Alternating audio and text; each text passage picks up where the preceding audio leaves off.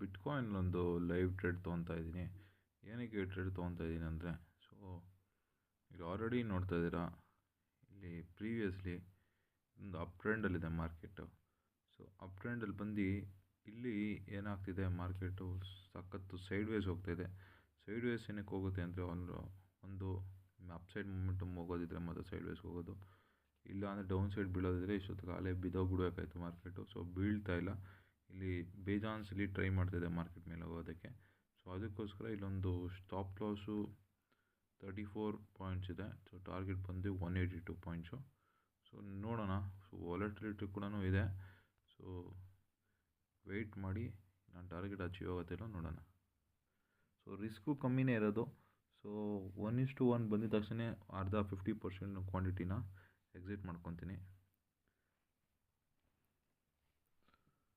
So ನೋಡಿ, ಹಾಗೆ ನಾನು ಎಂಟ್ರಿ ಆಗಿದ್ದು 665ಗೆ. ಸೊ ಆಲ್ರೆಡಿ ಎಷ್ಟು ಫಾಸ್ಟ್ ಇದೆ ಮೂಮೆಂಟಮ್ ಅಂದರೆ, ಬಿಟ್ಕಾಯಿನ್ ಆಪ್ಷನ್ಸ್ ಮಾಡೋದಿದ್ರೆ ಸಖತ್ ಕೇರ್ಫುಲ್ಲಾಗಿ ಮಾಡಿ, ಬಿಕಾಸ್ ಒಂದ್ಸರಿ ಸ್ಟಾಪ್ ಲಾಸು ಟ್ರಿಗರ್ ಆಗೋಲ್ಲ. ಸೊ ನೋಡಿ, 665ಇಂದ 675 ಒಂದು ಫ್ರ್ಯಾಕ್ಷನ್ ಆಫ್ ಸೆಕೆಂಡ್ಸಲ್ಲಿ ಹೋಗುತ್ತೆ. ಇಲ್ಲಿ ಟಾರ್ಗೆಟ್ ಯಾವಾಗಲೂ ಇಂಡಿಯನ್ ಮಾರ್ಕೆಟ್ಗಿಂತ ಜಾಸ್ತಿ ಇರುತ್ತೆ. ಟಾರ್ಗೆಟ್ ದೊಡ್ಡ ದೊಡ್ಡ ಟಾರ್ಗೆಟ್ಸ್ ಇರುತ್ತೆ.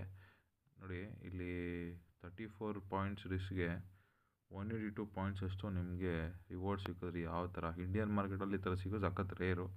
ಆದರೆ ಬಿಟ್ಕಾಯಿನಲ್ಲಿ ಇದು ಆಲ್ಮೋಸ್ಟ್ ಎವ್ರಿ ಆಲ್ಟರ್ನೇಟ್ ಡೇಸು ನಡೆಯುತ್ತೆ.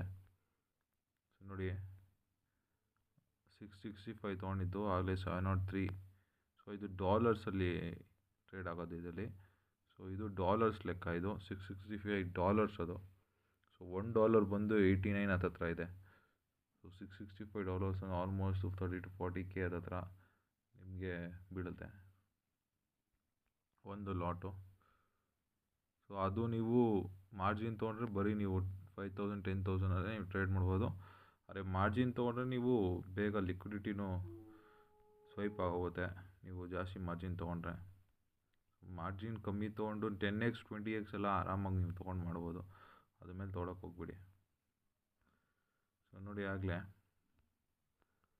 ಸೊ 750ಗೆ 50% ಅನ್ನು ಬುಕ್ ಮಾಡ್ತೀನಿ ಪ್ರಾಫಿಟ್ಸ್ನ. ಸೊ ನೋಡಿ, ಒಂದು ಸಲ ಸ್ಟಾರ್ಟ್ ಆಯಿತು ಅಂದರೆ ಸಖತ್ ಫಾಸ್ಟಾಗಿ ಹೋಗುತ್ತೆ ಮೊಮೆಂಟಮ್.